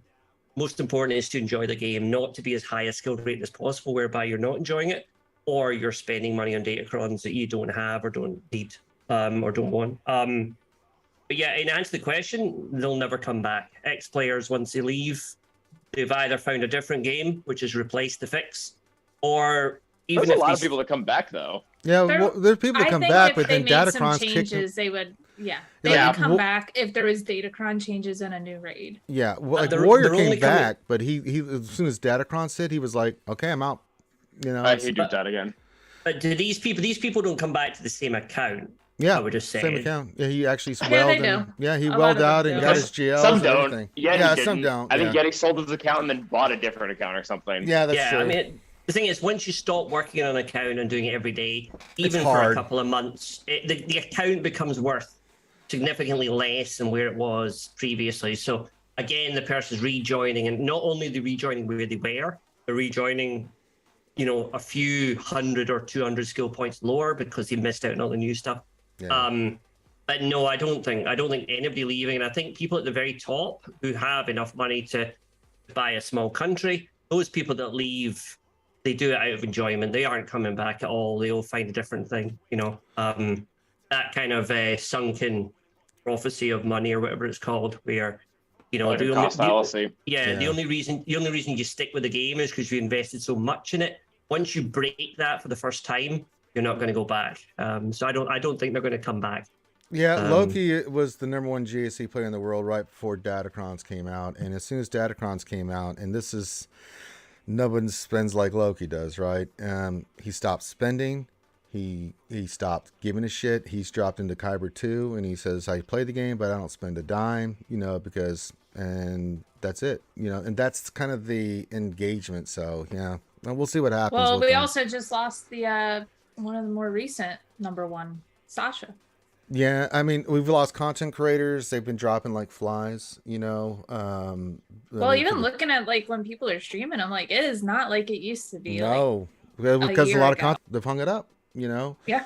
It was a lot of fun. Yeah, yeah. It's changed. It's changed the way you stream the game, and it has changed the enjoyment. And like you say, I faced somebody at 11.7, and I had a great fun because he was 3 million more than me, and it was great. It just you have to go into it with a different mentality of the streaming and the presentation, and it's no longer about winning or losing. Like I said earlier on, it is more about the enjoyment of the game and giving that over, which can be hard. It's a different style of presentation than it used to be. Last question, then we'll get out of here. Tana question: if you could bring back one of the Datacrons that have gone out, which one would you want? Not a goddamn one. Not a damn one. Are you crazy? My thought is, hell no. Those were nightmare. I mean, set 3 with Palpatine has been, it is what it is, but it wasn't anything ridiculous like set 1, 2, and 4. Set 1, 2, and 4. Oh boy. I mean, I wouldn't bring any of them back, but the one I do like the most is actually current, and it's the Darth Vader one. It's not a GL, but it can take out higher power teams. Yeah, people are having, if you and can it's get so it. much. Well, yeah, but it's fun. It brings me back to like Conquest, like that first round when we had the deployable cooling systems, Yeah. and it was so much fun. I know. Like I don't It's mind garbage that. on defense. That's a huge thing. Yeah. Well, Like- don't put it on defense. Exactly, but that's a good thing because Yeah. like you get all the joy of playing with it without having to deal with a monster team on defense on the other Yes. side. Yeah. Absolutely. I agree. Yeah, I like I said earlier on, I think boost the offense all you want, but don't boost anyone's defense. So the one I would bring back, the GML one, which gave them more offense per relic on the team. I like that because it was basically pure offense type thing.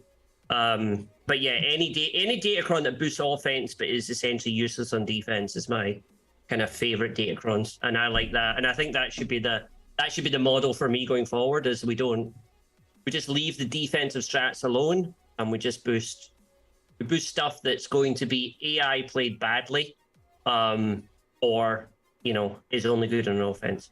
Yeah. My favorite one, it's not gone yet, but it's about to be here in a couple of days, is the level 3 dark side from set 3, where they get 2% max health damage every time they hit a debuff, because it pushes both Grievous and Wampa just a notch higher. And I was probably using them in counters where they were like 70-80% successful. Now there's like no risk at all. They do so well. So if I could have one to just keep forever, this isn't wise. Like Darth Vader would be a better choice, but I really like that one. I tried to roll the Darth Vader. Trust me, I went through a ton of reroll mats, and I could not get the right one for Darth Vader. So I was like, I assume you're saying the revive, right? Like you have the level 6. yeah, just not the revive. And I've tried, but it's just, ugh.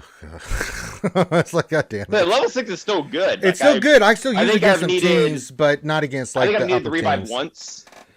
Like the only time I needed was against Raylo when I had to drop her into 50 and then tank the ult. Yeah, that's the thing. So, but yeah, it is what it is. So, all right, I think that wraps it up. So, sorry you're a little bit late today, but that's just, things happen. You lose power and the alarm's flashing when you wake up. Because I woke up, I'm like, it's a lot brighter out than I'm used to. Wait, did the alarm go off? And I looked over and it's like, ah! I gotta go stream shit. So I got my coffee first. All right, that's priorities. I'm gonna get my coffee first before we stream and stuff. All right, I need my caffeine. So, but that we're gonna call this one done. But before we get out of here, I really want you guys to do me a favor.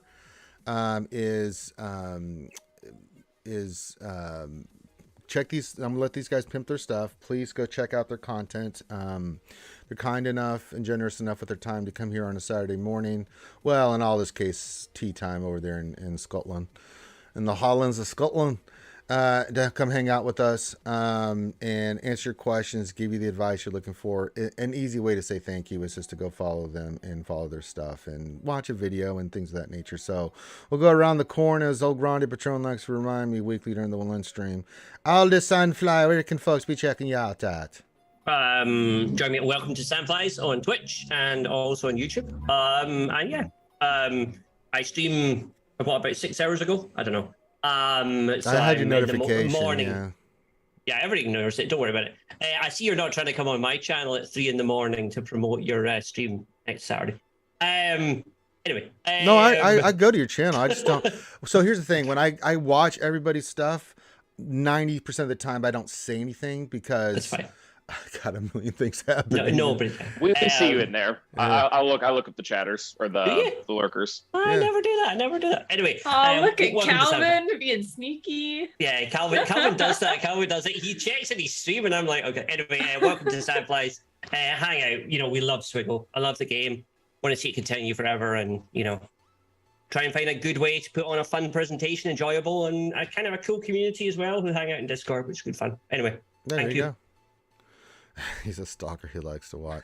Yeah, the only one that I don't think I check your guys' podcast on Mondays. I just usually got stuff going on, but I know Tilo or when you're going, Calvin, I'll try to jump in there and at least for a bit. And it's so hard though because there's usually a lot of stuff going on, like 9,000 streamers going on. Speaking of Calvin, awesome. Where can folks check you out at?